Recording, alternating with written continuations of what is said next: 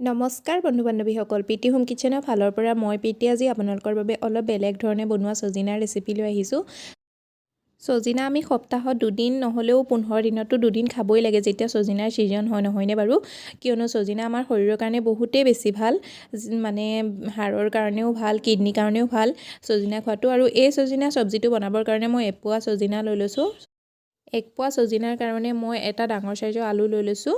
আৰু এতিয়া মই সজিনাখিনি বাকলি গুচাই ল'ম আৰু এইটো নিজৰ জোখ অনুসৰি পিচেছত কাটি ল'ব লাগে। মই অলপ সৰু সাইজতে কাটিছোঁ, বহুত বেছি ডাঙৰ সাইজ কৰা নাই। আৰু মোৰ সজিনাখিনি ইমান পকাও নাছিলে, অলপ কোমলিয়াই আছিলে। যদি আপোনালোকৰ সজিনাটো বেছি পকি যোৱা হয় তেতিয়াহ'লে ইয়াৰ পিচেছটো অকণ ডাঙৰকৈ কৰিব, তেতিয়া খাবলৈ বেছি সুবিধা হ'ব। আৰু ইয়াত মই গোটেই সজিনাখিনি কাটি ল'লোঁ আৰু আলুখিনিও কাটি ল'লোঁ। আলুখিনি পিচেছটো মই মিডিয়াম সাইজতে কৰিছোঁ। এতিয়া মই এইখিনি একদম ভালদৰে ধুই ল'ম। সজিনাখিনি ধুই পেলাই মই এখন চালনীত অকণমান টুকি থৈ দিছোঁ, বহুত বেছি সময় কাৰণেও থোৱা নাই, আৰু যিমান সময় তেল গৰম হৈ যায়। আনফালে মই এটা কেৰাহীত 2 চামুচ সৰিয়হৰ তেল গৰম কৰি লৈছোঁ। সজিনাৰ এই চব্জিটো বনাবৰ কাৰণে মই সৰিয়হৰ তেলেই ব্যৱহাৰ কৰোঁ, আপোনালোকে যিকোনো তেলেই ব্যৱহাৰ কৰিব পাৰে। তেল গৰম হোৱাৰ পিছত মই সজিনাখিনি ফ্ৰাই কৰি ল'ম। সজিনাখিনি মই একদম ভালদৰে সিজি যোৱালৈকে ফ্ৰাই কৰি ল'ম। আপোনালোকে আধা সিজাকেও সজিনাটো উলিয়াই দিব পাৰে, কিন্তু সজিনাখিনি মই একদম ভালদৰে সিজালৈকে ফ্ৰাই কৰি ল'ম। আৰু যেতিয়া সজিনাখিনি সিজাম নহয়, মই ঢাকি পেলাই সিজাইছোঁ আৰু মাজে মাজে লৰাই থাকিম যাতে সজিনাখিনি তলত লাগি নাযায়।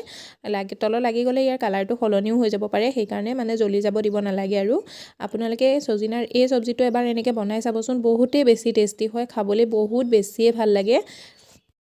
আনফালে সজিনাখিনি সিজি যায় মই গ্ৰেভিৰ কাৰণে বিলাহী কাটি লৈছোঁ। 2টা মিডিয়াম সাইজৰ বিলাহী লৈ লৈছোঁ। বিলাহী 2টা মই মিহি মিহিকৈ কাটি লৈছোঁ, বহুত বেছি মিহিকৈও কটা নাই আৰু বহুত বেছি ডাঙৰ সাইজতো কটা নাই। সজিনাৰ আজিৰ এই চব্জিখন মই নহৰু পিঁয়াজ ব্যৱহাৰ কৰি পেলাই বনাম। আপোনালোকে যদি নহৰু পিঁয়াজ নোখোৱাকৈ বনাব বিচাৰে তেতিয়াহ'লে ইয়াৰ ভিডিঅ' অলৰেডি আপলোড আছে, চেনেলত গৈ চাব পাৰে। বিলাহীখিনি কাটি হোৱাৰ পিছত মই এটা মিক্সাৰ জাৰত 1 ইঞ্চি আদাও কাটি লৈছোঁ মিহিকৈ, আৰু 2টা কেঁচা জলকীয়াও মিহিকৈ কাটি লৈছোঁ। আদা আৰু জলকীয়াটো মই মিহিকৈ কাটি লৈছোঁ, কাৰণ এইটো আমি পিচিবই লাগিব, বহুত বেছি মিহিকৈও কাটিব নালাগে। আৰু মই 10-12 ফুটামান নহৰু এড কৰি দিছোঁ, আৰু এটা মিডিয়াম সাইজৰ পিঁয়াজো কাটি লৈছোঁ। আনফালে মই 2 চামুচ সৰিয়হ ভিজাই থৈ দিছিলোঁ আধা ঘণ্টাৰ আগতে। যদি আপোনালোকৰ সৰিয়হটো ভিজাই নাই থোৱা তেতিয়াহ'লে প্ৰথমতে শুকানে এড কৰি দিব, আৰু তাৰপিছত অকণমান পানী দি পেলাই ইয়াৰ পেষ্ট বনাই ল'ব। আৰু এবাৰতে বহুত বেছি পানীও এড কৰি নিদিব, কাৰণ আমাক ইয়াত বহুত বেছি পানীৰ প্ৰয়োজন নাই। মই গোটেই সৰিয়হখিনিও এড কৰি দিলোঁ। সৰিয়হখিনি এড কৰি পেলাই সৰিয়হত যিখিনি পানী আছিলে সেই পানীখিনি মই গোটেইখিনি দিয়া নাই, 2 চামুচ পানী দি পেলাই মই এইটো একদম পূৰা মিহিকৈ পিচি ল'লোঁ। আনফালে আমাৰ সজিনাটো সিজি গ'ল, এয়া দেখিছেনে? আলুটো মই এটা ভাঙি চাইছোঁ, ধুনীয়াকৈ ভাঙা গৈছে। আৰু এতিয়া আমি এই সজিনাখিনি উলিয়াই ল'ম। সজিনা আপোনালোকৰ কোনে কোনে এনেকৈ বনাই খাইছে মোক জনাবচোন। যদি নাই খোৱা এই ৰেচিপিটো এবাৰ ট্ৰাই কৰি চাব। এবাৰ এনেকৈ বনাই খোৱাৰ পিছত নহয় আপোনালোকে এনেকৈয়ে বনাই খাব, সদায় ইমানেই টেষ্টি হয়, খাবলৈ বিৰাটেই টেষ্টি হয়। এবাৰ এই ৰেচিপিটো ঘৰত ট্ৰাই কৰি চাব। এতিয়া মই সেম কেৰাহীটোতে আৰু 1 চামুচ সৰিয়হৰ তেল এড কৰি দিছোঁ। তেলটো গৰম হৈ যোৱাৰ লগত মই আধা চামুচ জিৰা এড কৰি দিছোঁ। জিৰাটো ফুটি যোৱাৰ লগতে কাটি থোৱা বিলাহীখিনিও এড কৰি দিছোঁ, আৰু বিলাহী এড কৰাৰ লগে লগে নিমখ এড কৰি দিছোঁ আধা চামুচ। নিমখটো নিজৰ সোৱাদ অনুসৰিও দিব পাৰে। এতিয়া এইখিনি মই ভালদৰে মিলাই ল'ম, আৰু বিলাহীখিনি একদম ধুনীয়াকৈ সিজি যাবলৈ দিম। যেতিয়া বিলাহীখিনি আধা সিজি যায়, আধা কোমল হৈ যায়, আৰু তেনেকুৱাতে মই ইয়াত আধা চামুচ হালধি পাউডাৰ, আধা চামুচ জলকীয়া গুড়ি আৰু 1 চামুচ ধনিয়া পাউডাৰ এড কৰি দিছোঁ। এইখিনি এড কৰি পেলাই মই এতিয়া মিলাই ল'ম। মিলাই পেলাই একদম ধুনীয়াকৈ বিলাহীখিনি সিজি যাবলৈ দিম। যেতিয়া একেবাৰে বিলাহীখিনি ভালদৰে সিজি যায়, একদম পূৰা গুড়ি হৈ যায় নহয়, তেতিয়া আমি ইয়াত পিচি থোৱা সৰিয়হৰ পেষ্টটো এড কৰি দিম। আৰু যদি সৰিয়হৰ পেষ্টটো আগতীয়াকৈ এড কৰি দিয়া হয় নহয়, তেতিয়া বিলাহীখিনি নিসিজে, বিলাহীটো কেঁচা হৈ থাকি যায়। সৰিয়হ এড কৰাৰ লগতে বিলাহীটো নিসিজে, সেইকাৰণে বিলাহীটো একদম ভালদৰে সিজাই ল'ব লাগে। তাৰপিছত সৰিয়হৰ পেষ্টটো এড কৰি দিব লাগে। দি লৈ পেলাই সৰিয়হৰ পেষ্টটো এড কৰাৰ পিছতো মই এতিয়া ভালদৰে মিলাই ল'ম। এইখিনি মিলাই পেলাই সৰিয়হৰ আৰু নহৰুখিনি অকণমান সময় কাৰণে 1 মিনিট সময়মানৰ কাৰণে এইখিনিও ফ্ৰাই কৰি ল'ম, যাতে ইয়াৰ যোনটো কেঁচা ফ্লেভাৰ আছে নহয় সেইটো নাইকিয়া হৈ যায়। এতিয়া মই ইয়াত 2 চামুচ পানী এড কৰি দিছোঁ। যোনটো জাৰত মই সৰিয়হখিনি পিচিছিলোঁ নহয়, সেইটো জাৰতে 2 চামুচ পানী লৈ পেলাই এড কৰি দিছোঁ।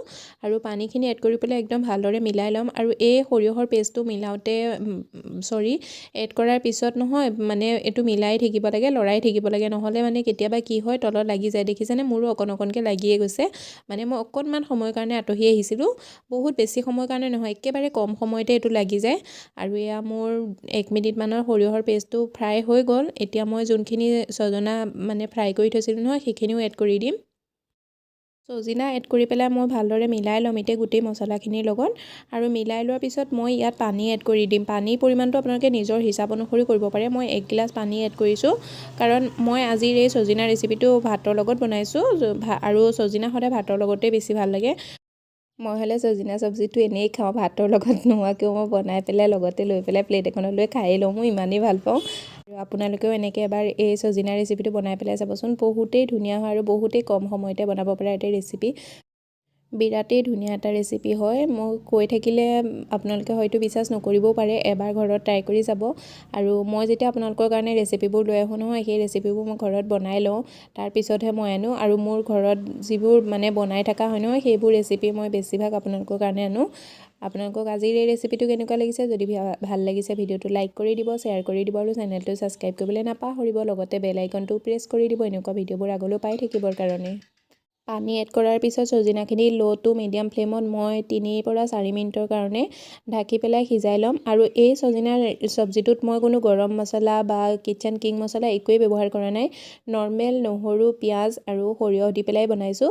আপোনালোকে এবাৰ ট্ৰাই কৰি চাব, বহুতেই বেছি ধুনীয়া হয় এই চব্জিখন খাবলৈ।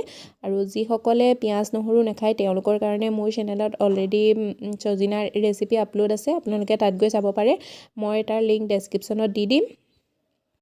যদি আপুনি এই চব্জিখন এবাৰ ঘৰত বনালে নহয়, আপোনাৰ ঘৰৰ সকলোৱে দিৱানা হৈ যাব, ইমানেই ধুনীয়া হয়। চজিনা আপুনি প্ৰতিটো ছিজনত এনেকৈয়ে বনাই পেলাই খাব, এবাৰ ঘৰত ট্ৰাই কৰি চাব।